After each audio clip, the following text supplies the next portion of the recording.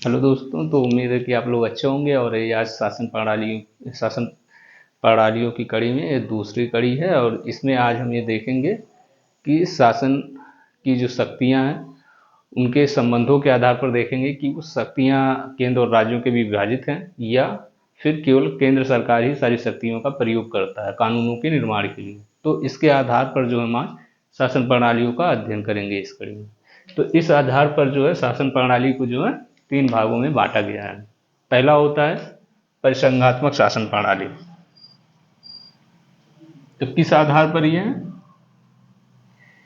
केंद्र और राज्य संबंधों के आधार पर। केंद्र और राज्य के संबंधों के आधार पर जो है शासन प्रणाली को तीन भागों में बांटा जाता है। इसके आधार पर केंद्र और राज्य और राज्य केंद्र और राज्य के संबंधों के आधार के संबंधों के आधार पर कितने भागों में? तो तीन भागों में बांटा गया है। पहला कौन सा है? पहला है परिसंघात्मक परिसंघात्मक परिसंघात्मक शासन प्रणाली। परिसंघात्मक शासन। दूसरा है संघात्मक संघात्मक और तीसरा है एकात्मक तीसरी एकात्मक शासन प्रणाली या एकात्मक शासन। एक आत्मक शासन। तो ये तीन प्रकार की शासन प्रणालियां केंद्र और राज्य की शक्तियों के विभाजन के आधार पर होती हैं।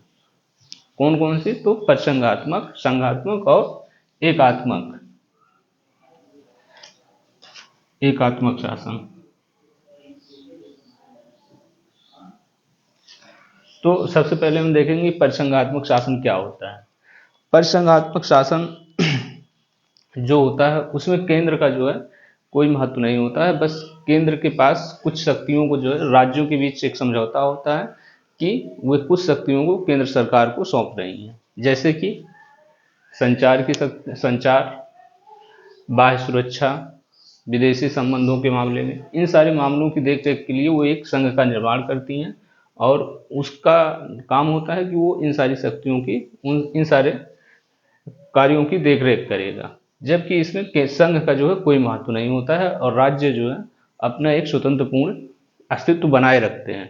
तथा राज्यों के पास ये अधिकार होता है कि वो जब चाहें केंद्र से अलग हो सकते हैं, और जब चाहें तभी वो केंद्र से अलग हो सकते हैं। इसके साथ ही इसे जो है अविनाशी राज्यों का जो है विनाशी संघ कहा जाता है। तो परिसंघात्मक शासन व्यवस्था के अंतर्गत हम देखते हैं कि कौन कौन से तत्व हैं। पहला तो ये है कि केंद्र का महत्व नहीं होता है। महत्व नहीं होता। केंद्र का महत्व नहीं होता। दूसरा ये है कि ये विभिन्न प्रांतों के समझौतों का परिणाम होता है। विभिन्न राज्यों विभिन्न राज्यों के समझौतों का परिणाम होता है। समझौतों का परिणाम होता है। विभिन्न राज्यों के समझौतों का परिणाम होता है। और जो है तीसरा है कि जो राज्य होते हैं, राज्यों को परिसंघ से अलग होने का अधिकार। राज्यों को परिसंघ से स्वतंत्र होने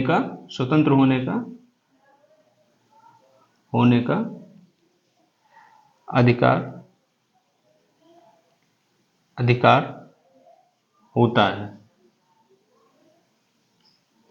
राज्य जब चाहे तब वो परिसंघ से अलग हो सकते हैं। और चौथा, इसे कहा जाता है कि ये अविनाशी राज्यों का जो है, अविनाशी राज्यों का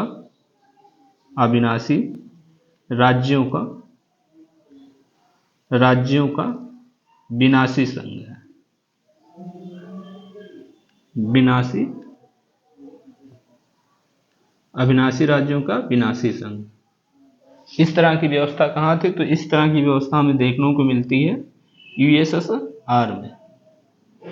यूएसएसआर जिसे सोवियत संघ कहा जाता है।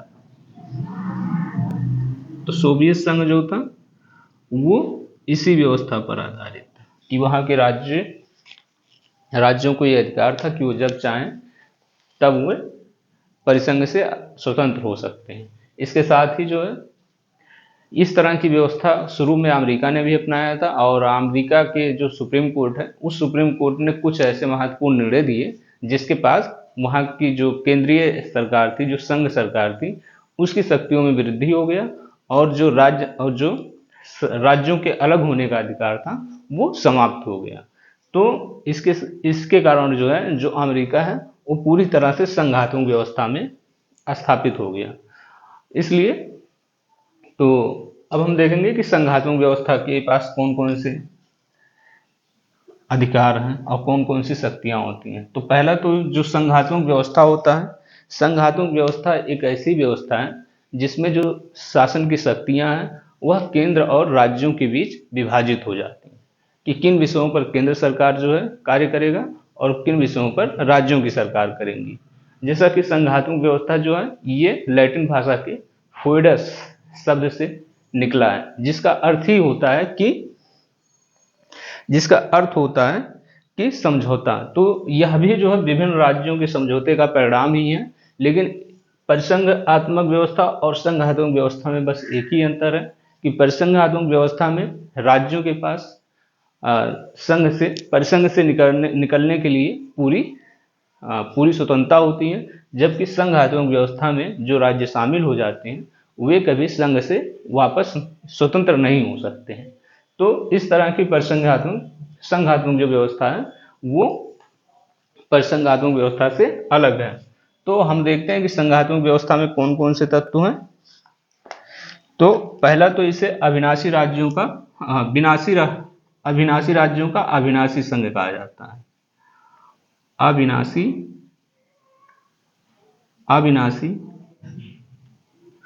राज्यों का अविनाशी संघ कहा जाता है। अविनाशी संघ कहा जाता है। अविनाशी राज्यों का अविनाशी संघ कहा जाता है।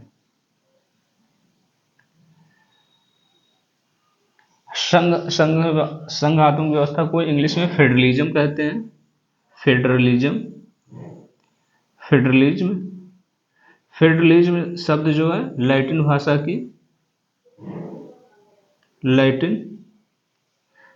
के फोइडस शब्द से बना है। लैटिन भाषा की फोइडस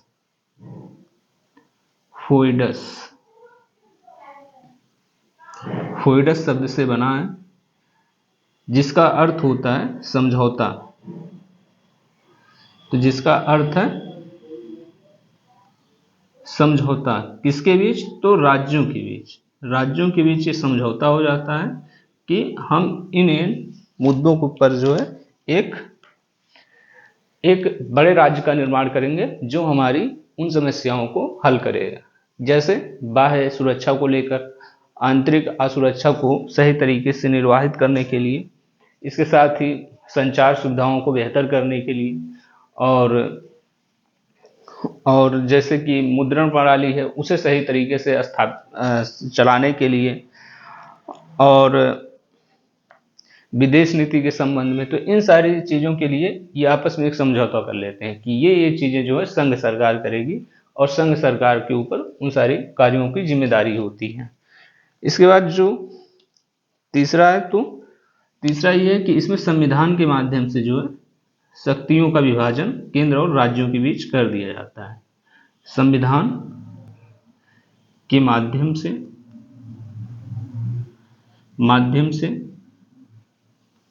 शक्तियों का विभाजन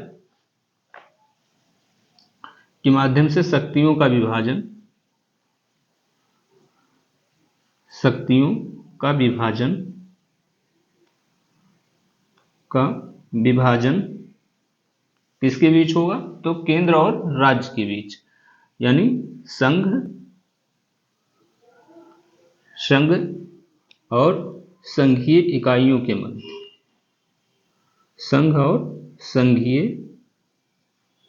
संघीय इकाइयों के मध्य शक्तियों का विभाजन हो जाता है। इकाइयों के मध्य। तो ये जो है संघात्मक व्यवस्था है। अब हम देखते हैं कि संघात्मक व्यवस्था और परिसंघात्मक जो व्यवस्था है इसकी विशेषताएं क्या क्या हैं।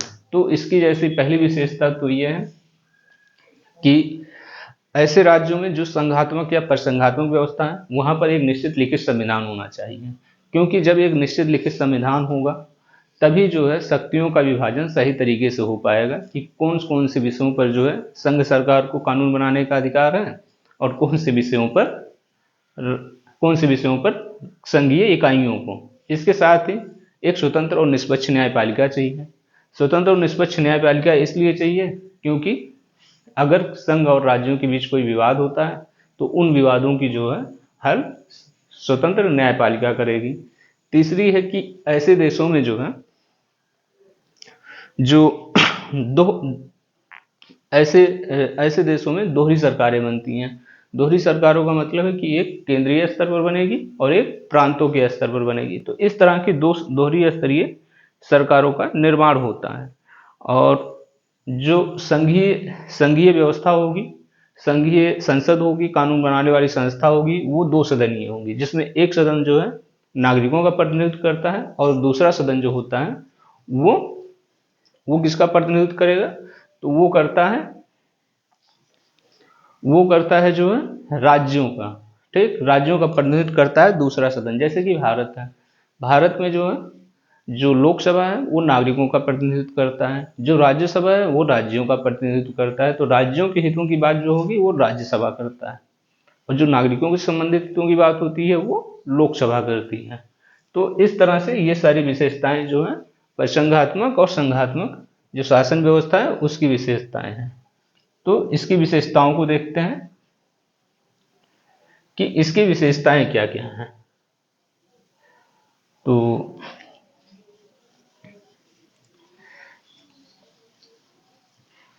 जैसा कि जो शासन व्यवस्था एकात्मक संघात्मक व्यवस्था की विशेषताओं को देखते हैं और विशेषताएं।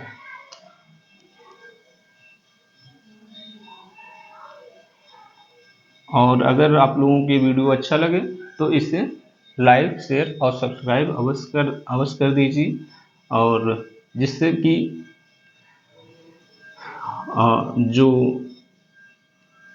जिससे हमें प्रोत्साहन मिले और हम इस तरह से अच्छी अच्छी वीडियो बनाते रहें। तो इसकी विशेषताएं जो है संघात्मक, परिसंघात्मक विशेषता, संघात्मक और परिसंघात्मक,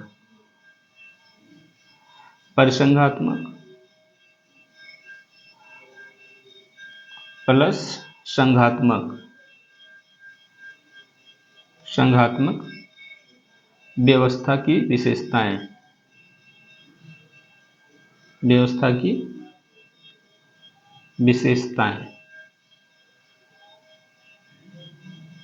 तो कौन कौन सी विशेषताएं हैं? तो पहली विशेषता इसकी यह है कि एक लिखित संविधान हो। क्या हो? लिखित संविधान। तो पहली विशेषता है लिखित संविधान, ताकि शक्तियों का विभाजन सही तरीके से हो। दूसरी विशेषता है स्वतंत्र न्यायपालिका।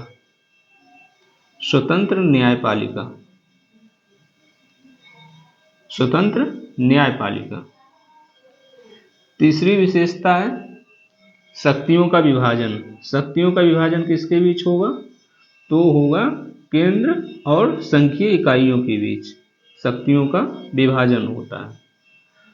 इसके बाद जो है चौथी विशेषता क्या होगी? तो चौथी विशेषता है कि दोहरी सरकार। चौथी विशेषता इसमें दोहरी सरकार होती है। केंद्रीय स्तर पर एक सरकार होती है जो राष्ट्रीय मुद्दों को और अंतर्राष्ट्रीय मुद्दों को देखती है, और एक प्रांतीय स्तर पर होती है जो राज्य स्तरीय विषयों को देखती है। और अंतिम है दो सदनीय व्यवस्था। दो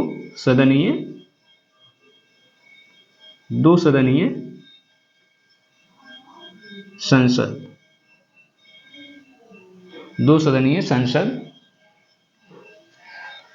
तो ये 5 विशेषताएं जो है परिसंघात्मक या संघात्मक व्यवस्था की हैं।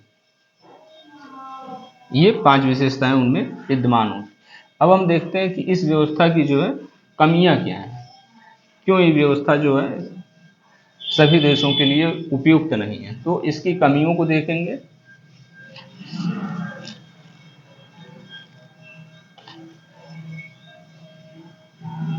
तो दोष में देखेंगे कि इसके दोष कौन कौन से हैं। तो इसका पहला तो दोष है कि ये बहुत खर्चीली व्यवस्था है।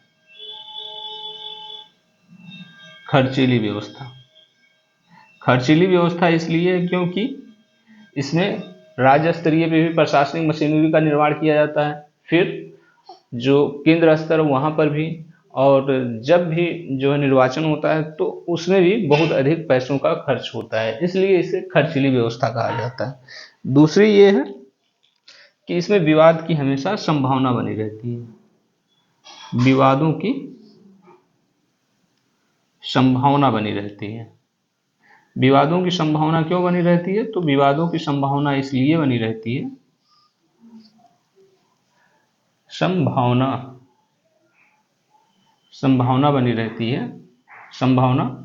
बनी रहती है। विवादों की संभावना इसलिए बनी रहती है क्योंकि जो शक्तियां केंद्र और राज्यों के मध्य जो विभाजित होती हैं, राज्यों और केंद्र के मध्य विभाजित होने की वजह से कभी कभार ऐसे मौके आते हैं जब केंद्र संघ सरकार जो है राज्यों के विषय पर कोई कानून बना दे। ये तो ऐसी स्थितियों में केंद्र और राज्यों के बीच जो है विवाद की स्थितियां उत्पन्न हो जाती हैं। तो ये इसका दोष है। इसके अगर गुण देखें तो इसके गुण कौन कौन से होंगे?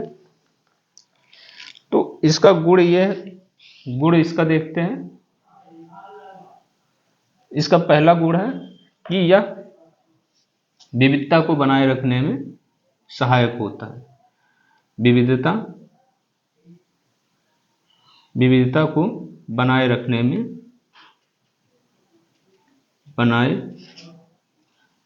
में सहायक होता है। बनाए रखने में सहायक होता है।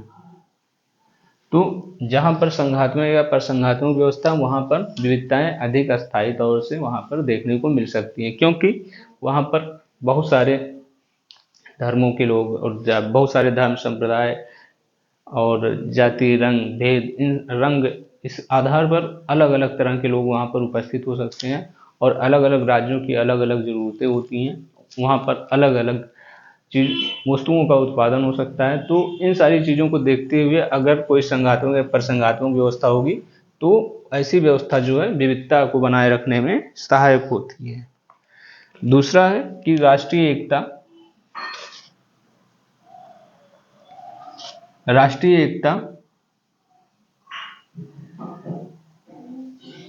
और स्थानीय स्वायत्तता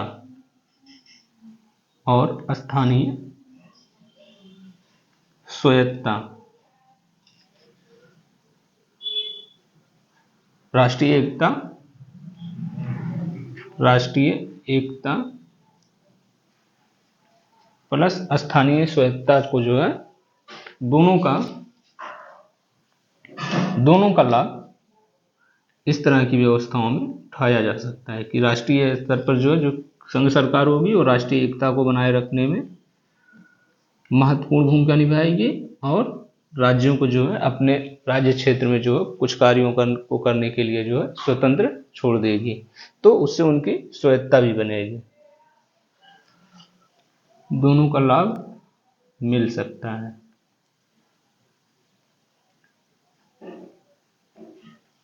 तो ये है जो है संघात्मक व्यवस्था की जो है विशेषताएं, गुण और जो है उससे संबंधित जो दोष है, उन सारी चीज़ों का जो है इसमें जिक्र किया गया कि एक संघात्मक व्यवस्था में क्या क्या चीज़ें होती हैं।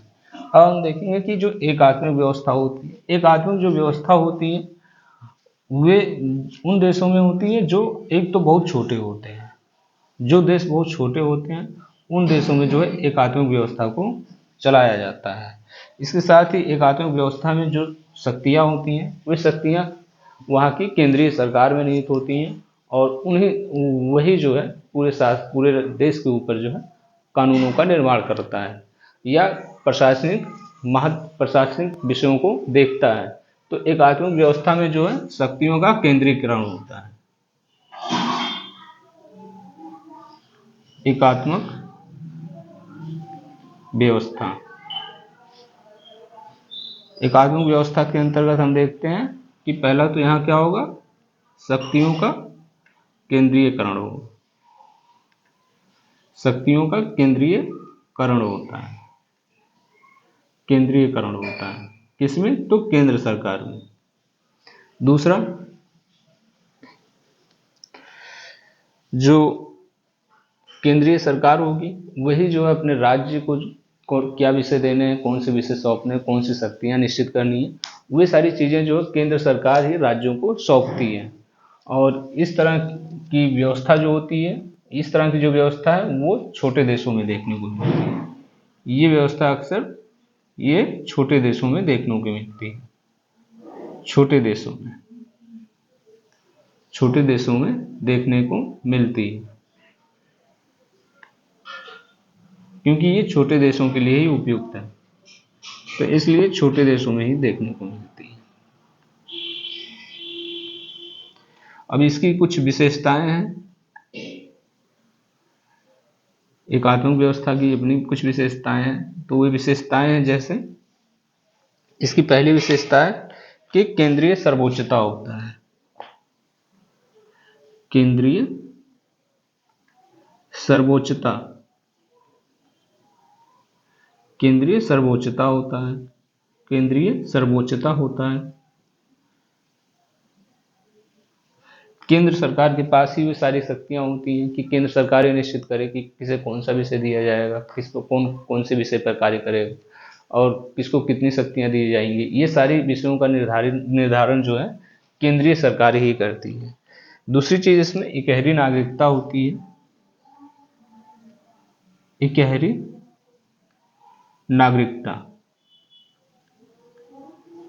इकहरी नागरिकता होती है। तो ऐसे देशों में जो है, जो एकात्मक व्यवस्था वाले देश होते हैं वहाँ पर ना केवल एकल नागरिकता होती है, जो वहाँ के नागरिक होते हैं वो केवल उस राष्ट्र के नागरिक होते हैं। जैसे कि ब्रिटेन है, तो ब्रिटेन के जो नागरिक हैं, ब्रिटेन के जो लोग हैं वो केवल ब्रिटेन के नागरिक हैं। वे जैसे ब्रिटेन में 4 प्रांत हैं, तो उन 4 प्रांतों के जो नागरिक होंगे वे अपने आप को केवल ब्रिटिश नागरिक बोलते हैं। तो इसलिए ऐसे देशों में जो है केवल इकहरी नागरिकता होती है और वो नागरिकता होगी देश के नाम से। तीसरी विशेषता इसकी यह है कि जो इसकी सहायक संस्थाएं होंगी, तो सहायक संस्थाएं जो होंगी वे प्रभुत्वपूर्ण नहीं होंगी, ठीक, प्रभुत्वपूर्ण का अभाव होगा। सहायक संस्थाओं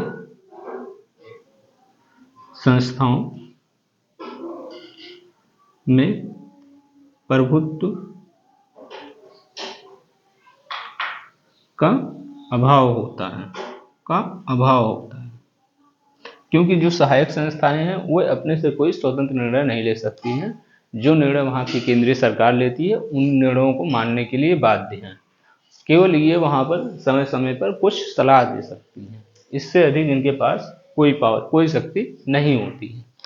तो ये व्यवस्था कौन से देश में प्रचलित है, तो ये व्यवस्था है, ये व्यवस्था प्रचलित है यूके यानी कि ग्रेट ब्रिटेन।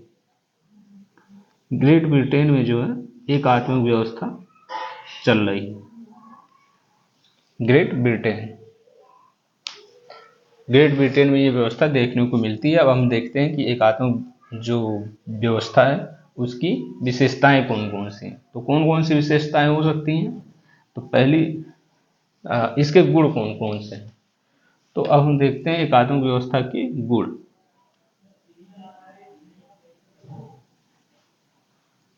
इसका पहला गुण है कि छोटे देशों के लिए उपयुक्त होता है। छोटे देशों के लिए उपयुक्त, छोटे देशों के लिए उपयुक्त होता है, छोटे देशों के लिए उपयुक्त है। दूसरी है कि राष्ट्रीय एकता में वृद्धि करता है। तो राष्ट्रीय एकता के लिए, राष्ट्रीय एकता में वृद्धि करता है।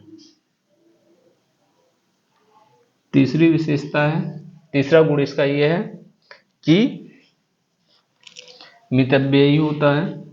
जैसा कि संघात्मक व्यवस्था में जो है खर्चीली व्यवस्था है, तो ये मितव्ययी व्यवस्था है, क्योंकि इसमें केंद्रीय स्तर पर जो प्रशासनिक प्रणालियां निर्मित हो जाती हैं वही पूरे देश की लिए कानून व्यवस्था को मेंटेन करने का काम करती हैं। इसलिए ये एक मितव्ययी व्यवस्था है तथा अंतर्राष्ट्रीय मामलों में एक सुदृढ़ स्थिति होती है, एक सुदृढ़ निर्णय ले सकता है। अंतर्राष्ट्रीय हितों पर एक सुदृढ़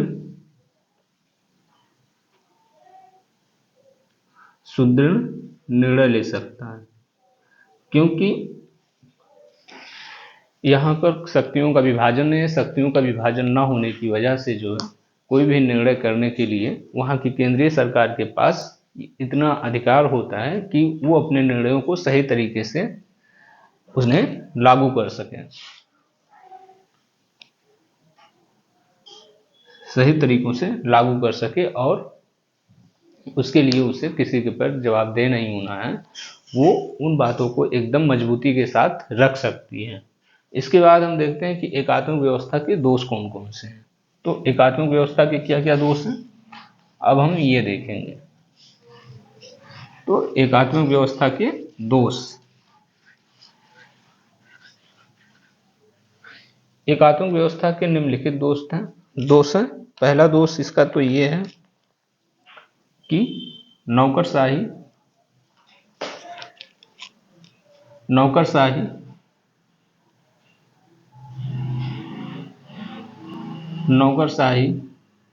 व्यवस्था के महत्व में वृद्धि हो जाती है। नौकरशाही व्यवस्था के महत्व में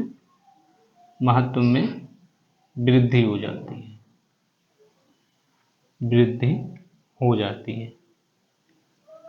तो पहला दोष इसका यही है, क्योंकि नौकरशाही की शक्तियों में जितनी वृद्धि होगी नागरिकों की स्वतंत्रताओं के लिए उतना ही समस्या का सामना करना पड़ेगा, क्योंकि नौकरशाही कभी कभी मनमानी करने लगती है और अपनी इच्छाओं को जो है जबरदस्ती नागरिकों पर थोपने लगती है तथा नागरिकों के कोई भी काम सही टाइम से पूरे नहीं होते हैं। तो इसलिए नौकरशाही व्यवस्था में जो है व्यवस्था के महत्व में वृद्धि होती है, और वृद्धि होने से तो इसकी बुराइयां उत्पन्न होने का डर रहता है। दूसरा यह है कि बड़े देशों के लिए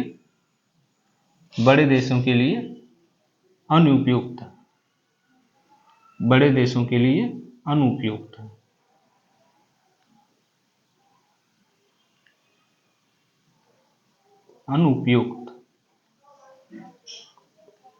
बड़े देशों के लिए अनुपयुक्त है।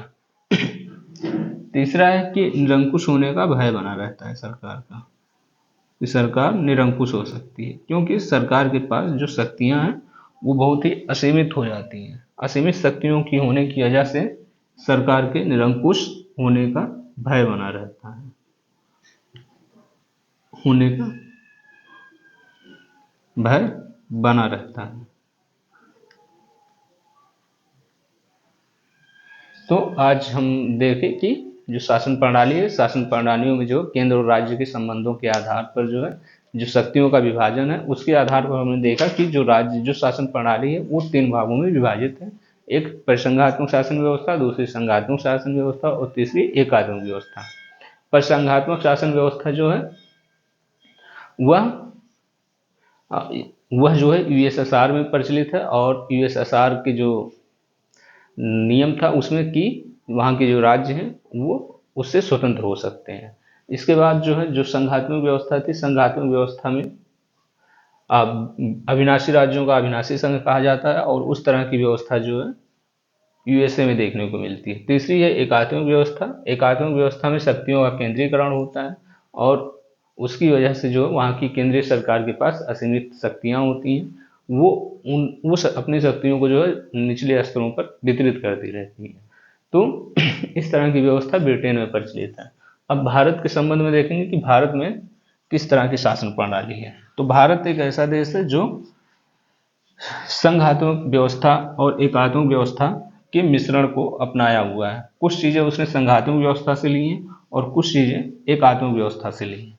जैसे संघात्मक व्यवस्था से उसने लिया है कि जो दो स्तरीय सरकार है, दो स्तरीय सरकार के साथ साथ ही जो लिखित संविधान है, लिखित संविधान के बाद जो है स्वतंत्र न्यायपालिका है, और शक्तियों राज्य केंद्र और राज्यों के बीच शक्तियों का विभाजन है। तो ये सारी चीजें उसने संघात्मक व्यवस्था से ली। तो अब हम देखते हैं कि भारतीय शासन प्रणाली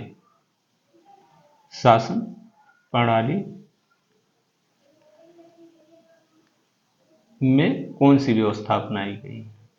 भारतीय शासन प्रणाली में कौन सी व्यवस्था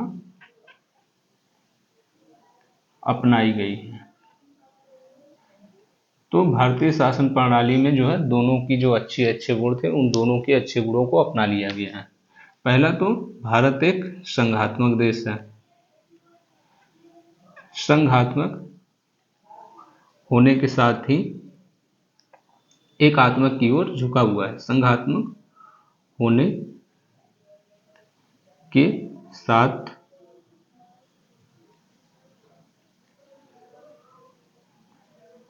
किस तरह का देश है, तो भारत एक संघात्मक देश है। ठीक, अब इसके अंदर हम देखते हैं कि भारत किस तरह का संघ है। तो संघ के साथ एकात्मक, संघ के साथ एकात्मक की ओर झुका हुआ है, की ओर झुका हुआ है, झुका हुआ है।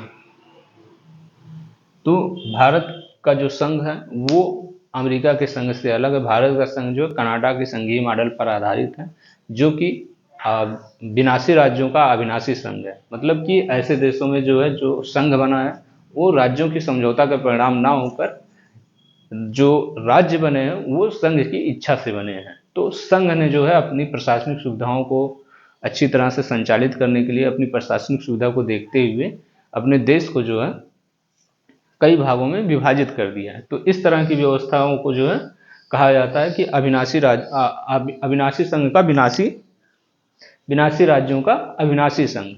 तो इस तरह इस भारत कौन सा संघीय मॉडल अपनाया है, तो कनाडाई संघीय मॉडल को, कनाडाई संघीय मॉडल, भारत कनाडाई संघीय मॉडल को अपनाया है, जो विनाशी राज्यों का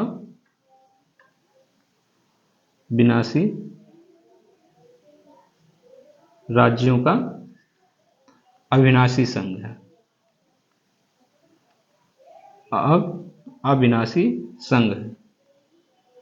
तो भारत जो है इस व्यवस्था पर चलता है। मतलब कि भारत जब चाहे तब किसी राज्य के क्षेत्र नाम या नए राज्यों का निर्माण कर सकता है और उसके लिए उसे राज्य की अनुमति की आवश्यकता नहीं है। तो भारत को भी विनाशी राज्यों का अविनाशी संघ कहा जाता है। इसके साथ ही भारत में कुछ तत्व जो है संघात्मक व्यवस्था के हैं। तो भारत में कौन कौन से तत्व संघात्मक व्यवस्था के हैं? तो पहला है जो संविधान है वो लिखित संविधान है। लिखित संविधान, लिखित संविधान, लिखित संविधान के बाद जो है स्वतंत्र न्यायपालिका,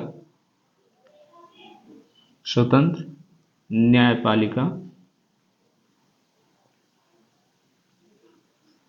तीसरा जो है शक्तियों का विभाजन,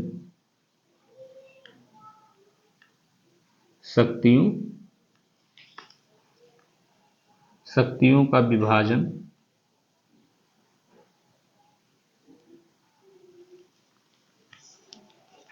चौथा है दोहरी सरकार, दोहरी सरकार।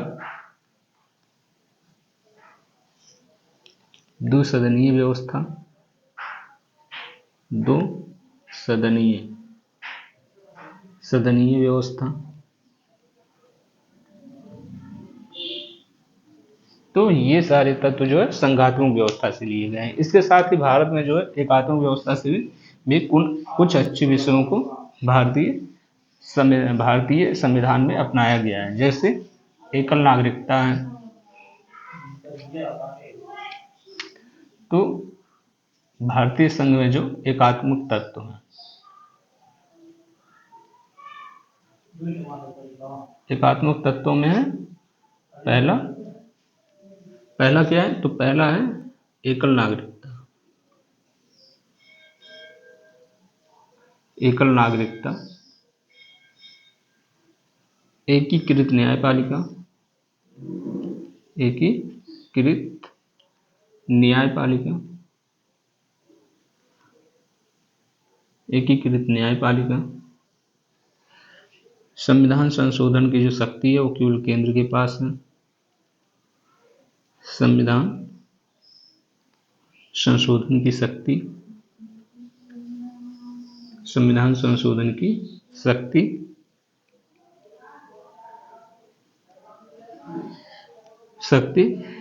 केवल केंद्र के पास है, केवल केंद्र के पास है। तो ये सारी चीजें भारतीय संविधान में जो है एकात्मक तत्व हैं और कुछ संघात्मक तत्व। तो भारत जो है एकात्मक और संघात्मक तत्वों का एक मिश्रण है और जैसा समय दिखता है उस तरह की व्यवस्था को भारत अपना लेता है। तो ये सारी चीजें आज हमने आपके साथ शेयर किया और आपको अच्छा लगे तो लाइक और शेयर अवश्य करें।